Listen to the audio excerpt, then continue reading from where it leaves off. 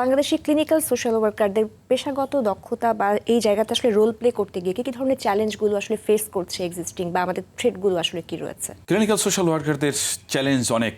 প্রথম চ্যালেঞ্জ হলো clinical social work এটি যে তাৎপর্যপূর্ণ একটি পেশা, এর যে রোল রয়েছে এই রোলেই অনেকে বুঝতে চান না। যে কারণে দরকার যারা পেশাজীবী তাদের মধ্যেও, তারা তো অনেক সচেতন, তাদের মধ্যেও দেখেছি আন্ডারস্ট্যান্ডিংয়ে সমস্যা রয়েছে।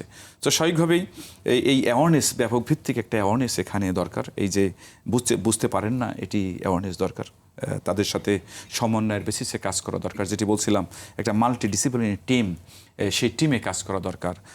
সমন্বিতভাবে কেস ডিলিং করা দরকার, ট্রিটমেন্ট প্ল্যান তৈরি করা দরকার, ফলো আপ করা দরকার। পুনর্বাসনের ক্ষেত্রেও সকলের সমন্বয়ের সাথে করা দরকার। কোনো একক কোনো ব্যক্তি এটি করবেন না। এই কাজটি যদি করা যায়, তাহলে এই যে প্রথম যে চ্যালেঞ্জের কথা বললাম, যে কেউ কাউকে বুঝতে চান না, সহযোগিতা করেন না, সেই চ্যালেঞ্জ অনেকটা দূর হয়ে যাবে। দ্বিতীয়ত হলো যে কর্মপরিবেশ, কাজের পরিবেশ সৃষ্টি করতে হবে।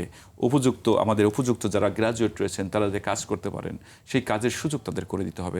তাহলে সম্ভাবনা নেই গ্র্যাজুয়েট যারা এক্ষেত্রে রোল প্লে করতে পারেন, তারা বেশি বেশি এখানে অবশ্যই তারা আসবেন। সেটি আমাদেরকে এনশিওর করতে হবে।